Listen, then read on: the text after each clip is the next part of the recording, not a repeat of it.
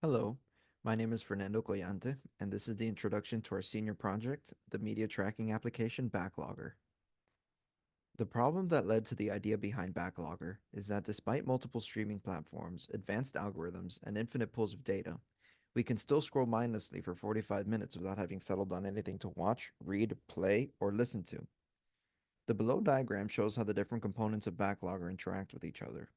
The user will interact with a front end that requests and receives data from the back end, who itself is being supplied by MongoDB and external APIs. The front end then displays all this info back to the user. Backlogger looks to solve the aforementioned issue by providing a hub or library of sorts for all media types.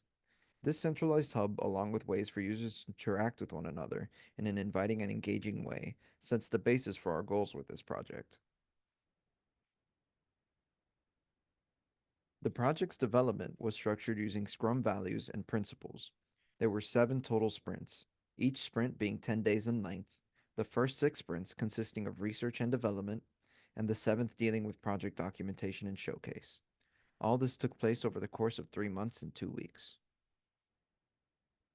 Backlogger's front end was built with a basic but solid foundation of HTML, CSS, and JavaScript. These choices allowed the team to become proficient in the technologies that make up the backbone of many popular frameworks, and at the same time ensuring anyone can pick up and improve upon the project without advanced knowledge. For the backend, Node.js and Express.js were chosen because of the team's familiarity with JavaScript, and that allowed us to maintain some overlap in programming languages between the front and back end. MongoDB was the database program of choice, again due to the team's familiarity with the technology.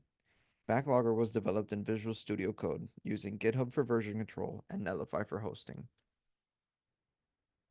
The front-end team is comprised of Andres Vasquez, Lorena Miranda, and myself. The team started by creating various mockups, each using their service of choice. The designs on screen were created using Adobe Photoshop and Wix.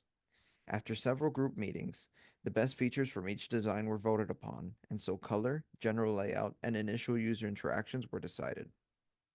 After the last planning meeting, the development process started. Viewing the screenshots of the finalized pages below, it's easy to identify features from the different mockups on the previous slide. We kept the dark blue and pink color scheme with a mix of the proposed layouts. Once the groundwork was set, the team turned their focus towards interactivity and responsiveness.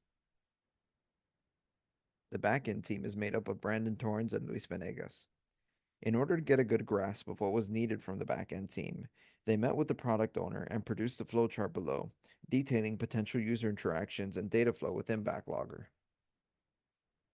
From there, a test project that would serve as the team's developmental sandbox was created. Once the environment was set up, implementation of user account creation and management, as shown on the slide below, was initiated, with a blog being the stand-in for BackLogger. The module was refined within this test blog before the integration with the front-end's contribution started. As development time came to an end during Sprint 6, both front and back end teams performed extensive testing to refine features that made it into the project during the developmental window. In the front end's case, there was an emphasis placed upon tuning responsiveness across various screen sizes and improving visual cohesion. Backend focused on ensuring seamless integration with the front end, along with maintaining user creation and management data consistent throughout all states of the application. Needless to say, a lot of bug fixing was done during this LEGO development. That concludes Backlogger's introduction. Thank you for watching.